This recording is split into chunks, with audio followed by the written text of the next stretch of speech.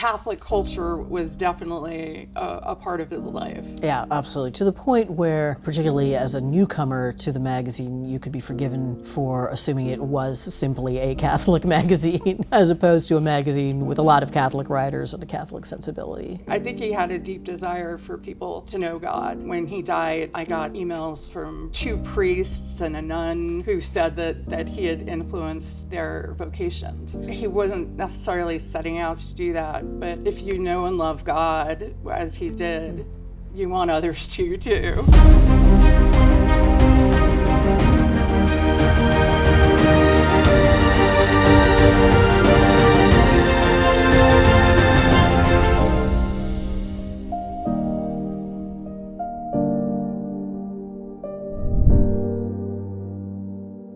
I think that faith animated everything that Bill did, and he really had a strong sense of the priority of his commitment to his faith before his other commitments, as important as those were. And his sort of libertarian impulse was sort of integrated with his faith, if I may use that word, in a very characteristically American way.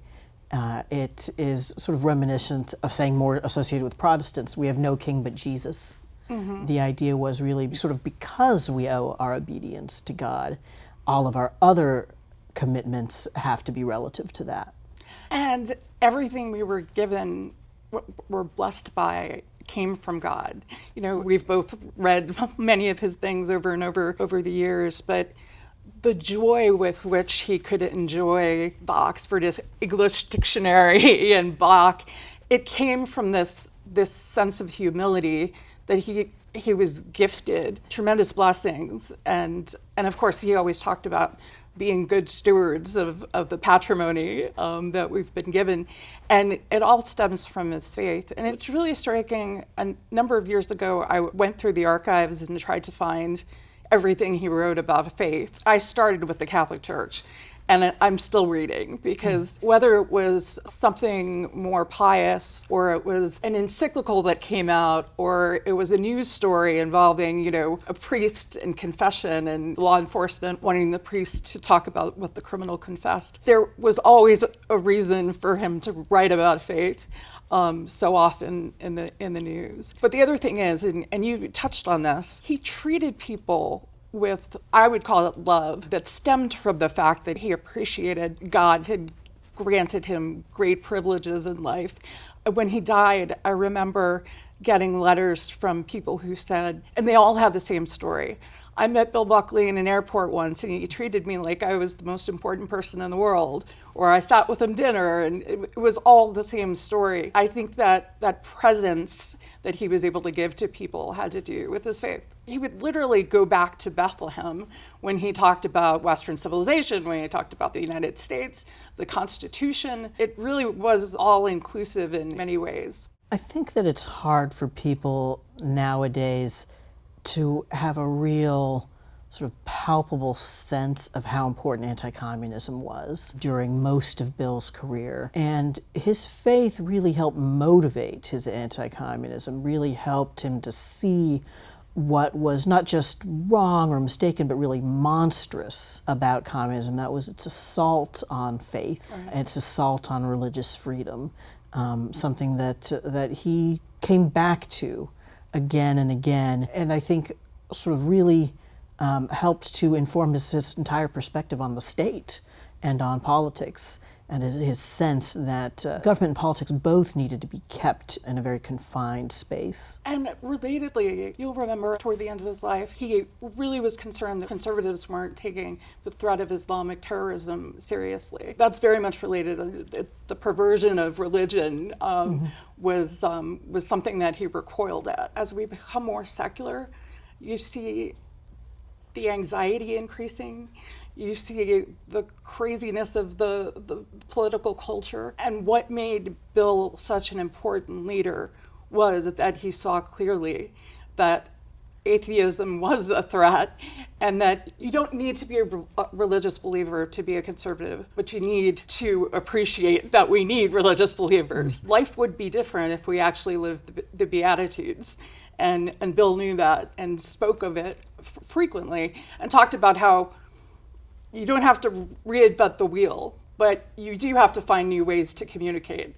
And Bill was just so great at making use of any technology to talk about his ideas and to fight evil, really, is why National Review was founded. I do think that the atheism that Bill had in mind in the 1950s is different from the irreligion of today's so-called nuns, the N-O-N-E-S, the people who don't have any religious affiliation, and that it was a very confident anti-faith. Then, and it really felt that it had science and history on its side in a way that post-communist atheism doesn't really have. I think the kind of atheism he was thinking about really was the kind of atheism with a sword of the Soviet Union, of international communism. Which is not to say, of course, that he would think it's unimportant that atheistic and agnostic arguments be refuted and that religion flourish. Just that he is thinking in that particular context, I think. And I think that's important to bear in mind. But it also, there's so much that he gave us that can inform the current situation. I do think the nuns are almost lazy rather than confident and commanding. But there is this irreligion that, while different, is dangerous. And I think that his later articulation of the point, you kind of alluded to it, that a conservative doesn't have to be himself religious, but does have to have, I think Bill used the phrase, respect for the transcendent. Right. Was important. It was the difference between the person who just couldn't accept religion, didn't believe, and somebody like Ayn Rand, right, who was really a kind of enemy of religion. Right. We can't know for sure, but I suspect that Bill would have greeted Richard Dawkins' recent declarations of sympathy for cultural Christianity positively and hoped that it would be the seed of a deeper and more theological conversion. When you think of his love for Malcolm Muggeridge and how he would constantly replay one of those interviews at Christmas time, because I think he had a deep desire for people to know God. And even though he wasn't doing apologetics in National Review or on Firing Line, the witness, I know, did impact people's lives. When he died, I got emails from 2 priests and a nun who said that he had influenced their vocations. He wasn't necessarily setting out to do that, but if you know and love God, as he did, you want others to too. So even though, again, we weren't a religious tract or anything, he made an impact in that way, and I think he wanted to. I remember when I was received into the Catholic Church, I didn't even know that Bill knew about it. But the next time I saw him, he was just effusive, kind of sort of excited, and it was very touching how enthusiastic he was about it. Oh, that's beautiful. There was an exuberance about him on a lot of fronts, and one of the ways his faith impacted him was he was kind to people.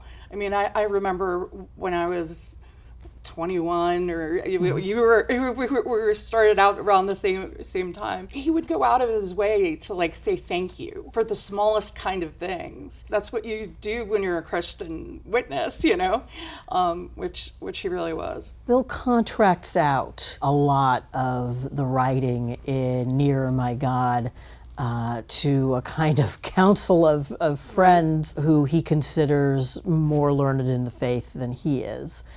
Which is itself, I think, an expression of his humility.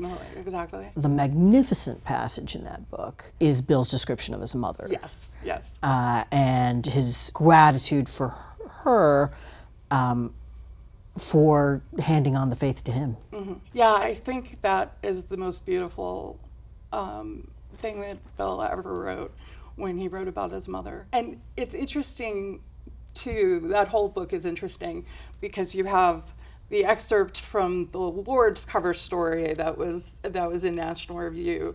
And one of the chapters is the writings of a mystic, an Italian mystic, who he was really moved by her description of the Passion of Jesus. My understanding is he didn't want to write Near My God.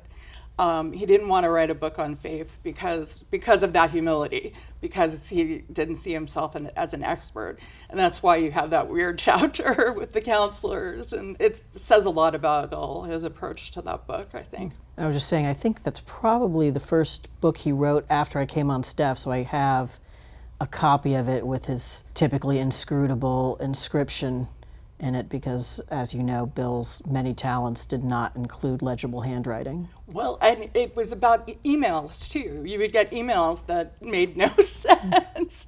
And I remember his longtime secretary, Francis Bronson, some of us would go in when we got a signed copy to ask, what do you think this means?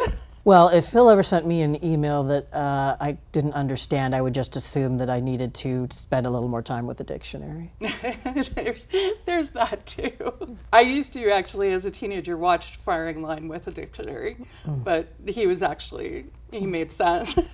We just weren't smart enough. Well, you may have been smart enough. I don't know. I think a lot of people watched Bill with a dictionary in hand, or read his column that way. Right. I think that Bill felt that anti-Semitism was a potentially fatal flaw in the conservative political movement.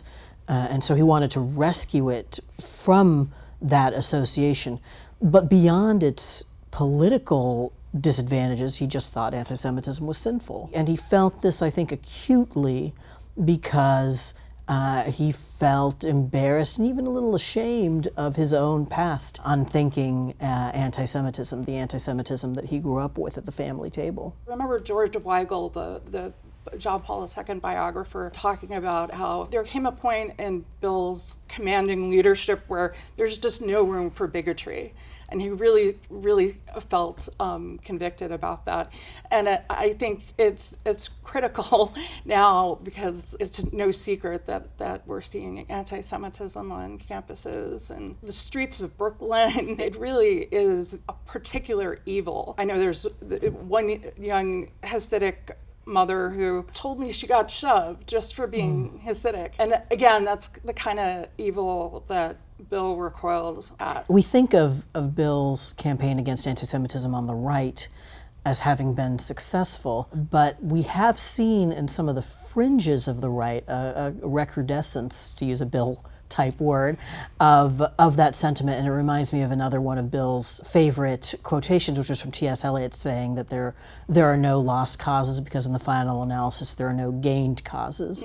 That even if you win the fight against anti-Semitism on the right, for example, in your time, that doesn't mean that victory is eternal. Right. And I think he particularly felt a responsibility as a Christian to our elder brothers in the faith. You know, there was an exchange he had once with Russell Kirk about how they would react if there were somehow definitive proof of the non-divinity of Jesus.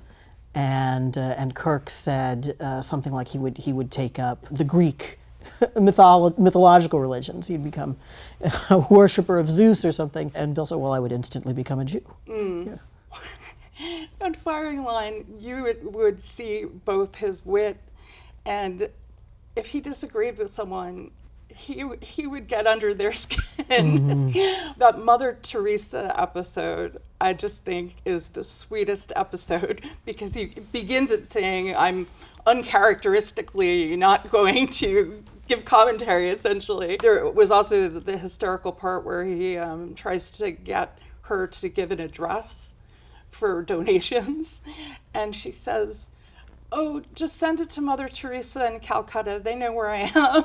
But surely, it's like Mother. a letter to the North Pole. Right? Exactly. Bill's critics said he was condescending or superior, arrogant. But in retrospect, what really strikes you about Bill as an interviewer is the enormous respect he had for his audience.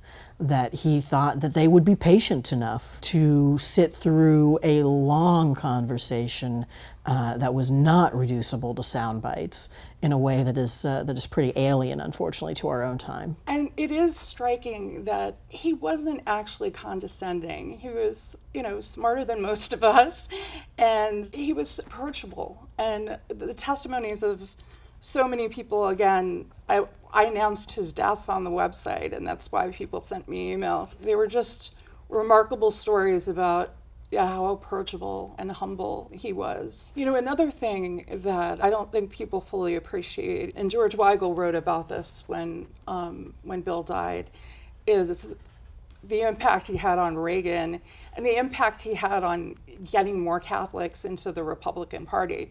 Because National Review, because of Bill, was kind of ahead of the time on pro-life issues. I remember the former Archbishop of Philadelphia, Charles Chaput, saying if you had asked him which party would become the party of abortion on demand, he would have never guessed it was the Democrats, because there were so many Catholics in it. But Bill, both through his relationship to Reagan and because of his stance on abortion, I think had a big impact in adding Catholics to the Republican role. And Bill had an early kind of wobble in the 60s on the question of abortion, which he hadn't really, I think, thought about as a public and political matter.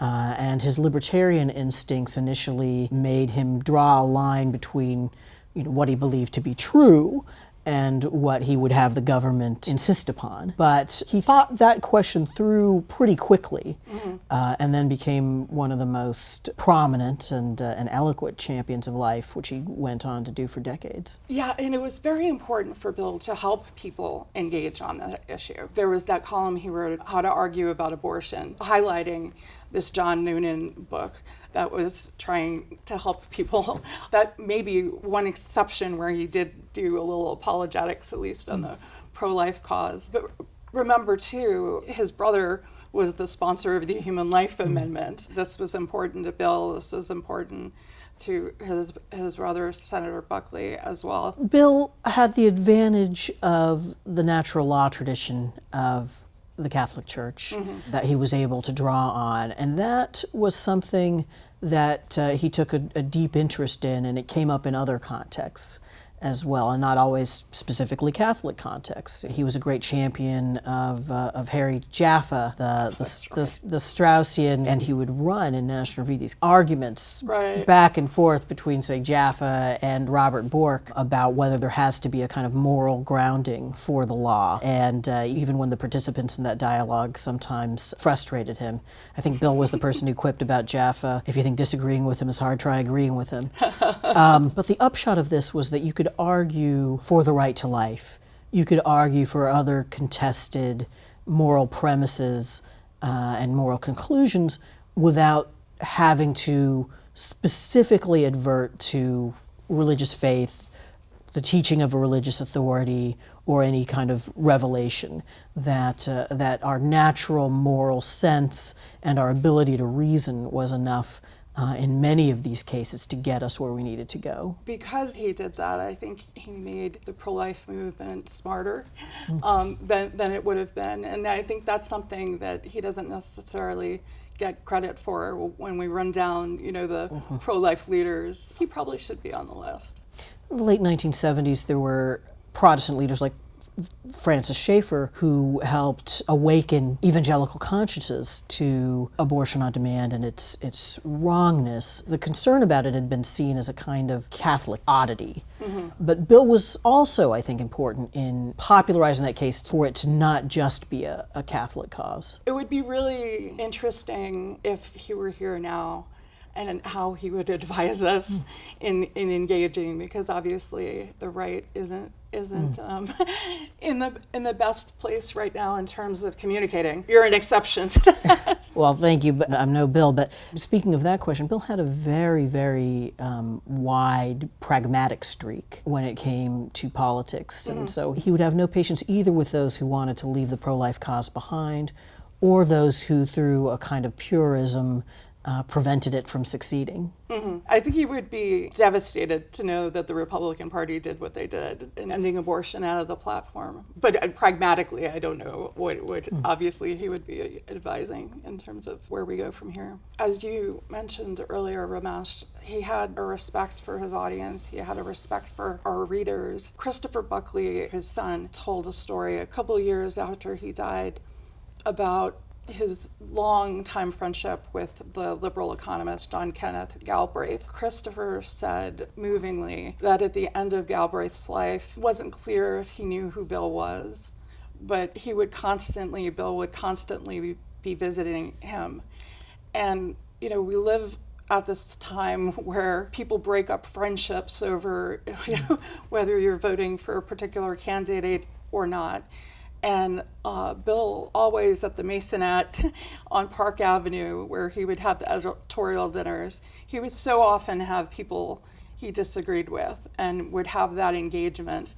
And that's a bit of a lost art, these days. And we would do well to take that example from Bill and see them as human beings. I mean, one of the things that breaks my heart is that young people, if they know Bill Buckley, they know about the Gore Vidal incident, which was the exception to the rule, and also an example of... Bill hated it when it got brought up. Yes. Because he had lost his cool. Vidal had gotten to him. He was embarrassed by it. It's also an example of only spend so much time on camera with somebody, because at some point, yes, that might happen. But is that a warning? Are you gonna sock me in the jaw and I'll stay plastered? We'll see. His basic disposition of seeking to persuade people is surprisingly absent from our politics. Yeah. We spend much, much more time simply, telling people what they want to hear who are already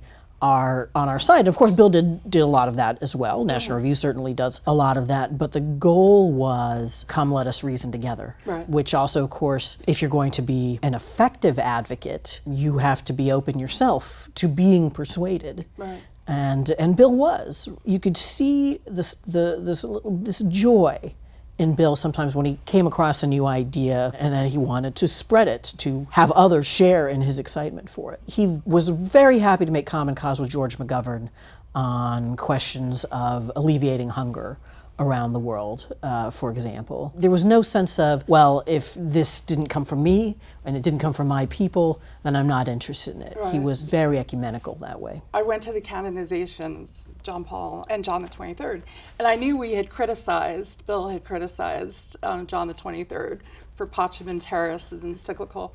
So before I went over there, I wanted to read everything he had written about John the 23rd. And as you know, he had such a gift for writing obituaries. With a little trepidation, I went to read his memorial to John the 23rd. And basically what he said was Bill felt that he was naive on geopolitical issues, but that we need people to call us to our better angels, basically. We actually need naive people in the world because they draw something out of us. We've had popes who are too worldly, so... Well, that's for sure. Yeah. People remember the quip that he repeated about Pacem in Terris, but then when he comes back to the controversy after being sort of savaged by liberal Catholics for a while, he has a very, I think, mature and intelligent statement of what a Catholic's duties are and are not with respect to papal pronouncements. So, of course, in 1990, Bill wrote a book called Gratitude, which... drove Milton Friedman crazy. Yes, and a lot of conservatives, I think, and libertarians, of course, are unpersuaded by Bill's case for national service. But I think in a way that policy advocacy is less important than what he thought the policy would instill. That sense of gratitude for our civilization, for all of the blessings that we can have done nothing to deserve. He not only felt that, he understood it to be vital to the continued health of any civilization. Yeah, and I do think he was purposely trying to get under people's skin so that they would really explore what the core of that book was, which was, as you say, I don't deserve any good thing that I have. And if you don't realize that, you can't have conservatism, but civilizations die, you know? And he was fighting, I think, for a cultural change. Young people today, if they appreciated this, you know, Bill obviously wrote about politics, but it wasn't the most important thing in the world to him. And it wasn't the only thing he did. You know, he took sailing very seriously, you know. And his beloved Bach. And skiing. And I want to say, get hobbies, kids. You know, this man was wise in being a well-rounded person and not letting the politics drive you insane. He took up painting with apparently results that were mixed at best. I think you could never talk enough about gratitude in the context of Bill, and therefore in the history of National Review. It's a fundamental virtue. When he wrote about virtue for Playboy. Oh yeah, his quip that writing for Playboy was the only way to reach his teenage son. Right. Bill had a famously contentious relationship with Ayn Rand. They met for lunch. This is the first time they met, and apparently the first words that Rand said were, "You're much too intelligent to believe in God," which probably didn't set a great tone for the lunch or the subsequent decades. But then at the end, when Bill wrote her obituary, he expressed the hope that she would meet the maker in whom she did not believe. And I think that was, it's a generous comment. It's, I think, the comment that a Christian should make. And it's also very un-Randian, not just in its religious content, but in that it's expressing hope and not certainty. Right. And that confidence in the eternal really was key to Bill. And so contrary in many ways to our culture today, you know, where he could have said, burn in hell, and he didn't. And Right. I think sometimes that's the instinct nowadays. We are in need of a lot of hope. And one of the reasons I think it's great that we're doing this 100th anniversary of his birth, his writing, his example is an encouragement, is, you know, here's somebody who wasn't a saint, but was a leader and could do it with this hope streaming through it. It makes for a better life, you know? You spoke of joy earlier. He could enjoy things because he knew that they were gifts. In the course of a long journalistic career, he often had occasion to write about politicians who were involved in scandals. And in most of those cases, in addition to saying that they had done wrong and that there needed to be certain public consequences from that, resignations, for example, apologies, penance, as far as I can recall at least, he always held out that possibility of redemption and that, you know, we shouldn't just sort of hate that person or discard that person, write them off, but they still had a future. And that stems from the fact that Bill knew he was a sinner. You know, we're both Catholics. We're Catholics because we need a savior. You know, he had an awareness of that, which I think fed his ability to be merciful to others. He could even be broad-minded toward certain kinds of enmity towards the Catholic Church. I remember in around the 2000 presidential cycle, there was a controversy over, I think it was Bob Jones University, and the official anti-Catholicism that, at least at the time, it maintained. And Bill basically said, well, I don't see what the fuss is about. They're called Protestants. What do you think they're protesting? Bill's principal role in the conservative movement was not that of a theorist. He wasn't Frank Meyer, for example. He was an impresario, a synthesizer, a coalition builder, a convener. He did all of those things which in a certain sense involve subordinating yourself sometimes, letting other people get their say and have their way. And he was very talented at that. And he was a very good mentor too. That's something we haven't talked about, and I think it stems from the gratitude and the humility. There were so many young writers he mentored. Conservative organizations started because of Bill. ISI would be an example. Young Americans for Freedom. Right. And he did not need to keep it all for himself. He wanted converts. He wanted more, not less. And we would be remiss to not talk about, you mentioned earlier that he was okay at criticizing the church. He hated when the Latin Mass ended at the end of the Second Vatican Council. He loved the Latin Mass so much because of its beauty. And heaven knows what he would be saying now with the suppression of so much of those who want to go to Latin Mass. He regretted a lot of liturgical changes. I was about to say reforms, but that's a loaded word. But at the same time, he didn't reject Vatican II altogether. And he had the example of his brother-in-law, Brent Bozell, who really became embittered by contemporary America and left for Franco Spain and starts a kind of Catholic triumphalist publication called Triumph. Obviously Bill shared some theological premises, but the rejection of religious freedom, the freedom of conscience, that never swayed him. And religious freedom, you mentioned, I mean, that's in many ways core to who we are at National Review because of Bill. When you think about it, it should be obvious that we're created beings, but it's not obvious to a lot of people. And that's something that Bill sought to convince people of.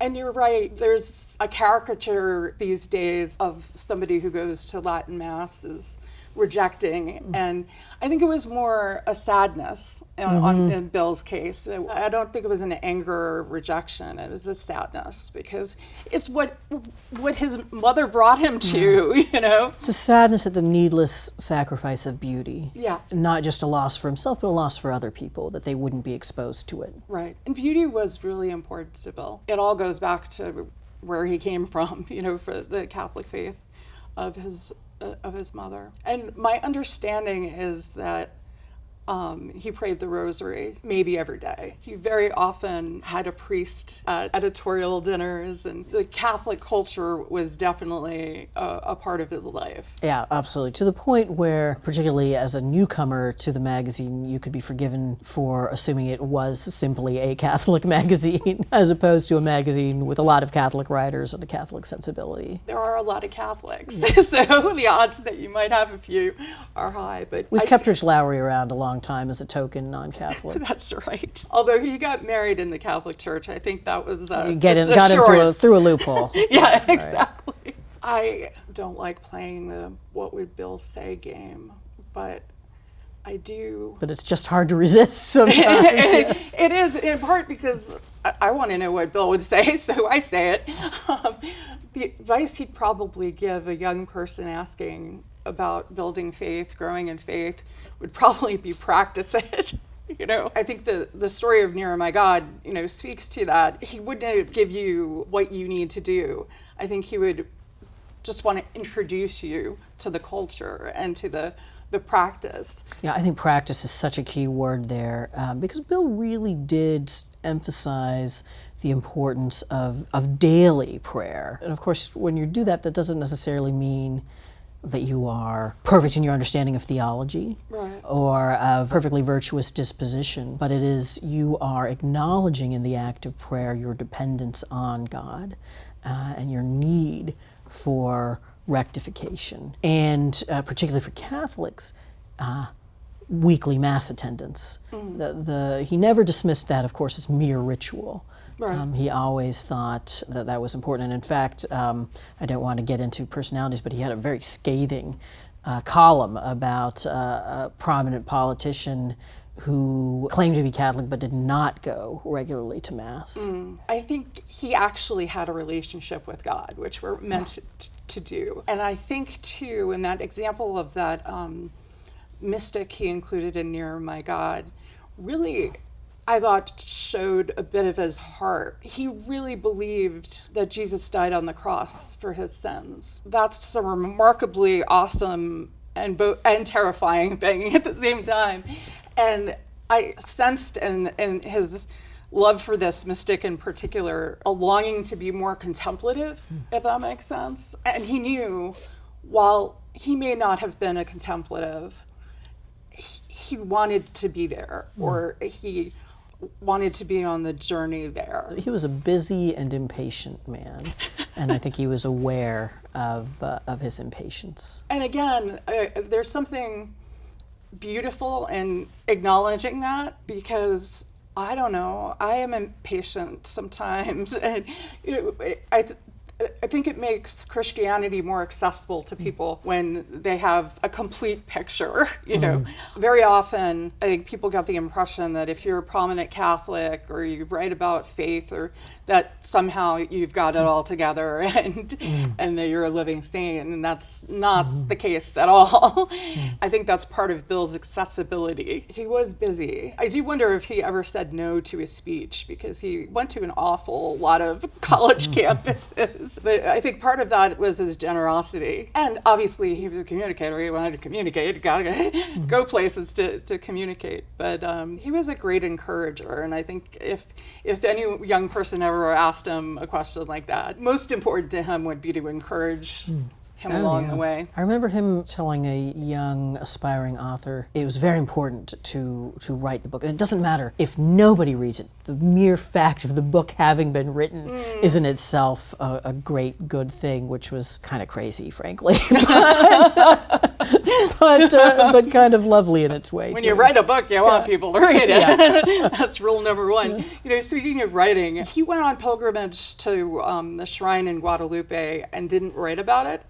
And I remember asking the late Linda Bridges, longtime managing editor, what are the odds he has some like spiritual diary or something from that trip? Or she said, there was never a word that he wrote that wasn't published. Although the other thing he was great at doing was letter writing. He thought it was really important. Oh, yes. Everyone who sent him a letter got a response. And sometimes it was in the form of one of his sisters.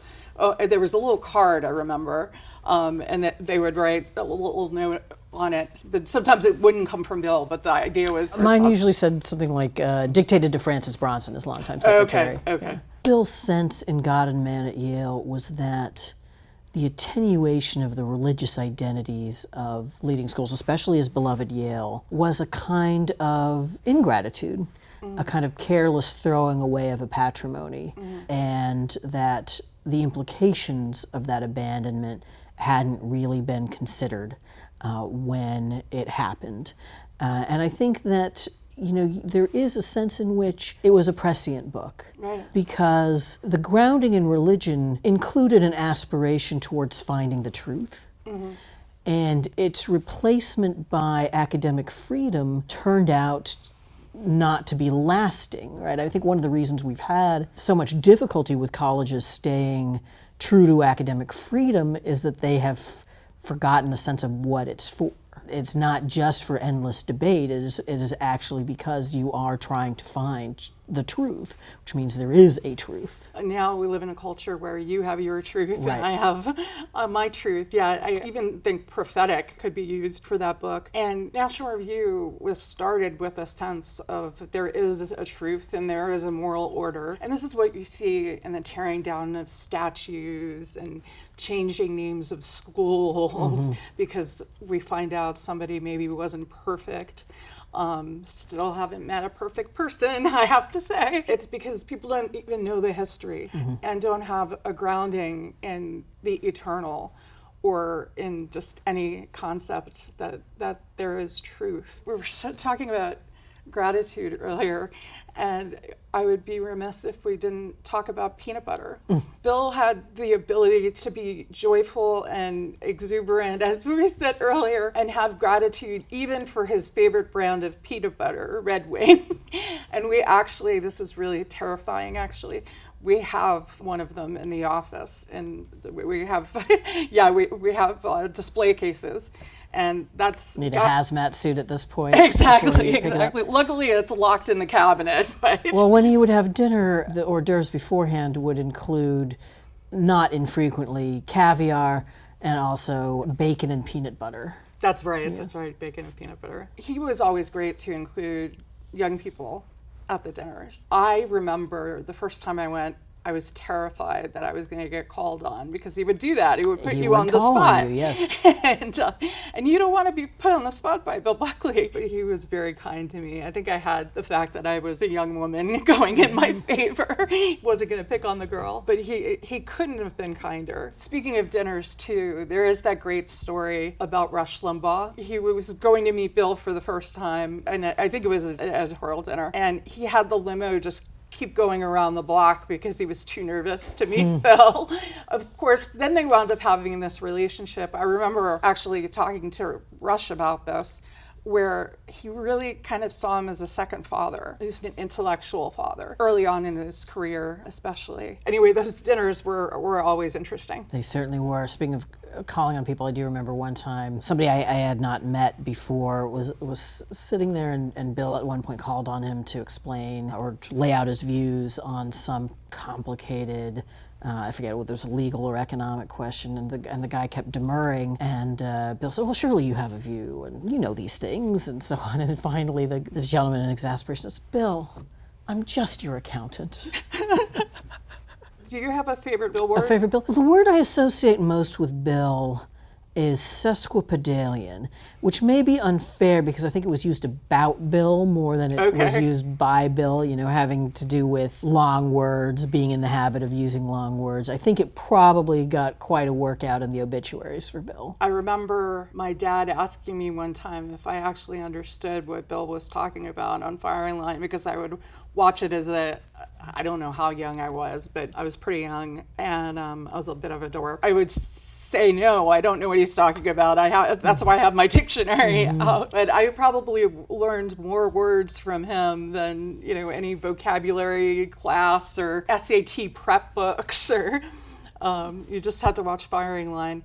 And one thing I have to share too, this actually is on my wall in my office. I got an email from a medical doctor who told me that Bill was the father presence in his life. His mother encouraged him to watch Firing Line, and this was the man in his life every week, which is really incredible when you think about the power media venue. It just can reach people in ways that you could never imagine. You know, we've talked a couple times about how we don't want to speculate about what Bill would say or do, but this I am very confident of, given his interest in finding new ways to communicate and reach people. I have no doubt that Bill would have joined Twitter. Oh, for sure. He would take a strong stance against TikTok, though. But on Twitter, he wouldn't have done any of the dances. But the problem with him on Twitter is all the typos. Oh, yes, that's true, too. All the typos. He would have dictated his tweets to Francis. There we go. He was quirky, too. As a young editorial assistant or whatever I was, I found a typo. He said the McNeil-Lehrer NewsHour, but I forget which one had left. And so I thought, it's like saving the NewsHour with Jim McNeil or something. Or, Jim Lehrer, sorry. Yeah. Anyway, it was the wrong title. I thought I was saving Bill Buckley from embarrassment. And Francis told me, you never correct Bill's columns. He wanted to call it that, so we're calling it that. That's interesting, because I knew of another occasion in which he purposely put errors into his copy to keep his editors on their toes. That is smart. I wish I had. I don't think I still have it, but remember when he stopped being an editor, he would guest edit. Oh, I remember. It was always a harrowing experience, once a year. Terrifying. And I remember one year it was my job to be like the go-between, and I was terrified, but I wish I still had it. I wrote like 2 paragraphs for the week, one of those issues, and there were all these red marks on it, and all I could think is, Bill Buckley took the time to read something I had written. He was a great and to care to make it better. He was a great line editor. Yeah, and later in life too. You know, yeah. He didn't lose it. Mm-hmm.